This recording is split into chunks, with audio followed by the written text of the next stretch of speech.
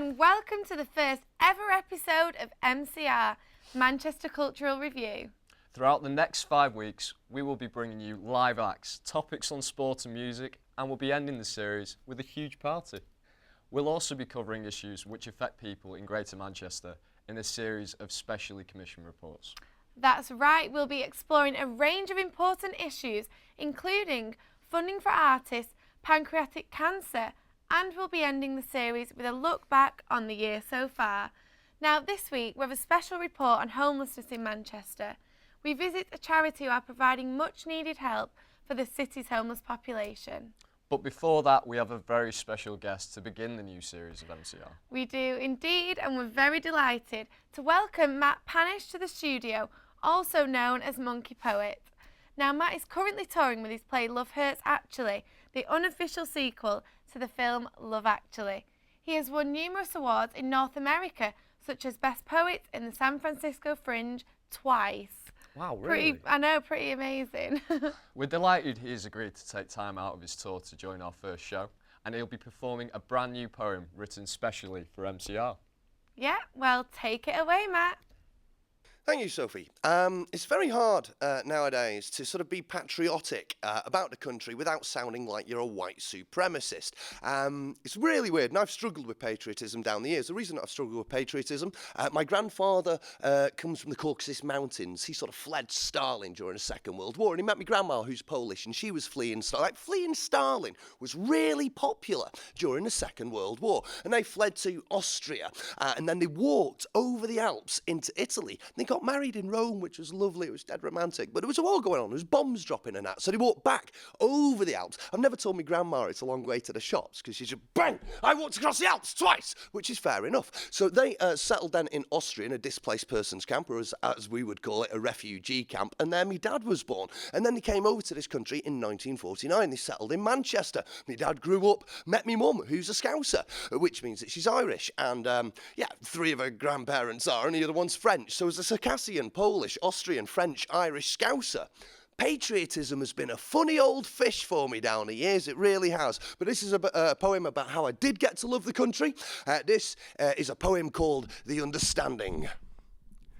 Ever since I was a kid, I felt different. The only child at school with a Circassian name at the height of Reagan and Thatcher's anti-Soviet game made me understand the term, the reference and a frame for that word, outsider. And growing up in society, I noticed the have-nots, the have-not-a-lots, and the hypocrisy of the people at the top. My first time as a protester was age 7, trying to stop Margaret Thatcher taking away free milk from schools. We tried, we failed. Maggie Thatcher, milk snatcher! Maggie Thatcher, milk snatcher! Was a playground protester lament. As I said, we were 7. It was worthwhile, and it didn't matter that I'm lactose intolerant.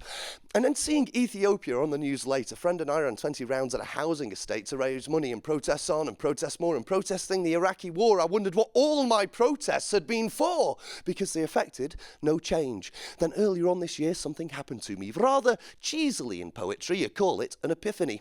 Whilst walking down a Manchester street buying my groceries, I said hello to the Pakistani owner and I purchased an African yam, and then I walked down Rusholme's Curry Mile past 100 Asian restaurants, and then further past a Sikh temple, a Hindu temple, a mosque and a church, and I saw Britain as a nation that could one day be without curse. You see, the first Homo species arrived here 900,000 years ago.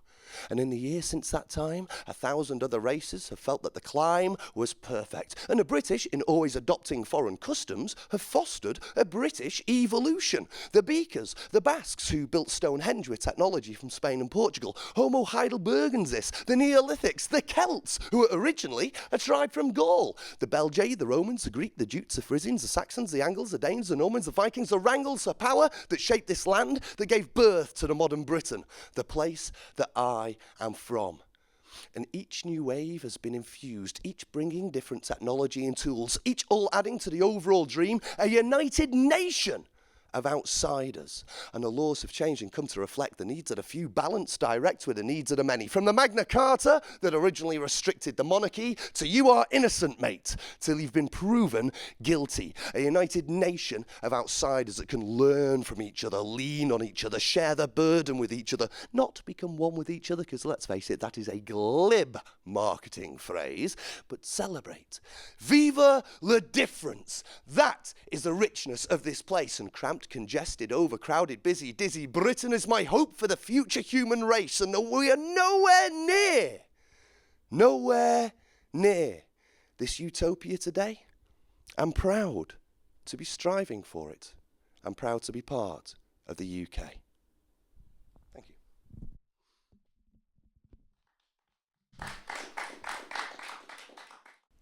Wow, that was impressive. I mean, I'm surprised he managed to get it all out. I know, I'm surprised he took a breath. I mean, we loved it here in the studio, and I'm sure you did at home too. We expect to hear much more from Matt in the future, as you can imagine. We do indeed. Now, our specially commissioned series on how issues are affecting people in Greater Manchester. Tonight we look at the state of homelessness. Now, in Greater Manchester itself, 600,000 people are in poverty, and of that, a massive 91,000 are children. Our reporter Charlie is on the location to find out more. Thank you, Sophie. I'm here at Equality Football Club. I'm about to interview Dean Ashton, who is the chairman, to see what it's all about. Well, how it first started, basically, it was training sessions within projects. Right. The aim of it was to sort of create some form of structure for the week, so they could, do something. It sort of gives them that motivation, basically, and that was the main purpose of the football. From that, it sort of branched out. We've had a lot of projects in Greater Manchester, sort of providing interest. That sport has provided a sort of potential tool for them to sort of not only change behaviour, but gives them a motivation to do something, to progress. With Equality, we provide a whole range of opportunities for who we're working with, the homeless sector. So yeah, we offer the opportunity to compete, but we offer the opportunity to take part in qualifications and also address any issues that they need to work with so that they can progress.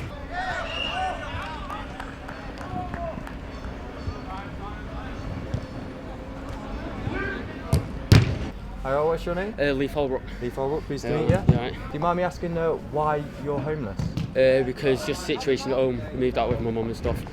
Too small of a house to live at my nan's, so just moving to why I'm the starting point. Like. How does Equality help you? It helps with like confidence and stuff like that. So obviously moving out, being homeless and that, it does reduce your confidence, but playing football with your mates, having a good time, does help your confidence a lot. I plan on staying with, playing as much football as possible, improving my fitness because I eventually want to move into the army, so. Oh, nice. Fitness is a big thing. Okay, great. Well, I wish you all the best. Yeah, thanks a lot, mate. Cheers. Well. Okay, cheers. Yeah, good job. Cheers.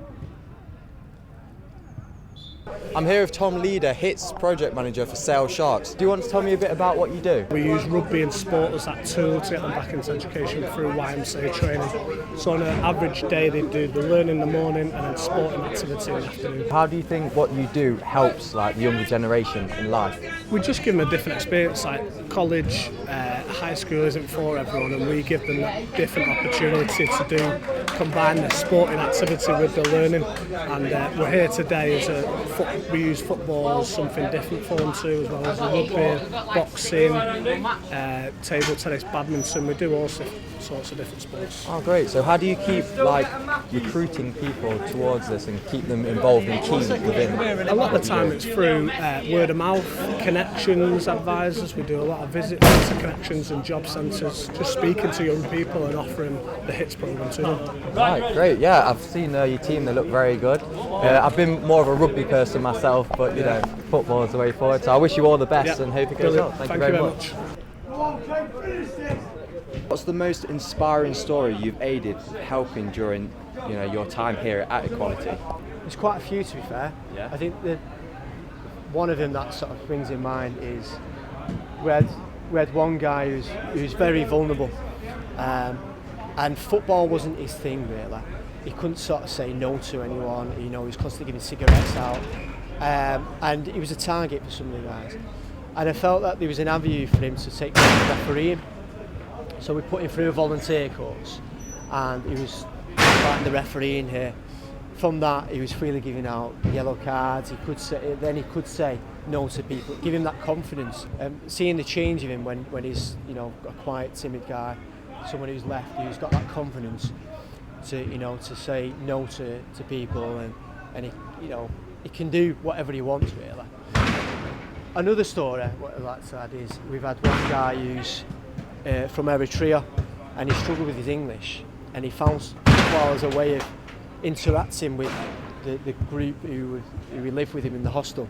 He found that there was barriers at times because they spoke English and he was from a different country. There was a barrier, and I think football brought them together. From that, he developed. He got qualifications. He got football level 1s. He got leadership qualifications. He then from there went to set up his own Eritrean football team in the community, which was fantastic. And he got an award for that with Manchester FA. I really appreciate what you're doing here, and I wish you all the best. Thank you very much. Yeah, thank you very much. And there we have it, what brilliant work Equality does for the community. Back to you in the studio. Well, it's great to see the amount of work that Equality are actually putting in to helping homeless people feel part of a team and all come together. It's great. I mean, it's inspirational really that these people get up in the morning to go help out the homeless. It really is. Yeah, it's absolutely wonderful, and we wish them all the best. Now next week we'll be looking at the issue of funding for upcoming artists in Manchester, when reporter Matt Redding will be investigating. So that's just about it for tonight's show, but we're delighted to welcome to the MCR studio an amazing talent who's going to perform one of his own works. Yes, with no expense spared, we have spoken word guru JB from Salford, also known as Words Escape Me. He's performing the poem that won the Amnesty International Poetry Slam in 2012, and it's called Don't Look Down. And we hope you enjoy it. See you same time next week when we'll be showcasing the amazing talent of Tom Seals. For now though, sit back and listen to the talented Words Escape Me. See ya. When you focus in and concentrate on those across the street, when you're quick to cast aspersions on the vulnerable and weak, and when someone's tongue just don't belong to the language that you speak, when you feed off greed and believe what you read and then grin yourself to sleep, when you carry around those leeches like golden chains around your feet, when you wave a flag then make a call to shop a social cheat, and when your nose is turned at those with dog and blanket and beer can, I'll be venting my spleen at the killing machines and not the downbeat poorer man. And when your TV shows where tens of thousands died, you'll bitch and whinge about those who smoke cigarettes, take the kids to school in taxi rides. And when your views are cast upon the ones who fall down on their luck, and when your furrowed frown as you're looking down when you really should be looking up towards the ones that take the most away from you, and not towards the ones beneath when they're just simply making do.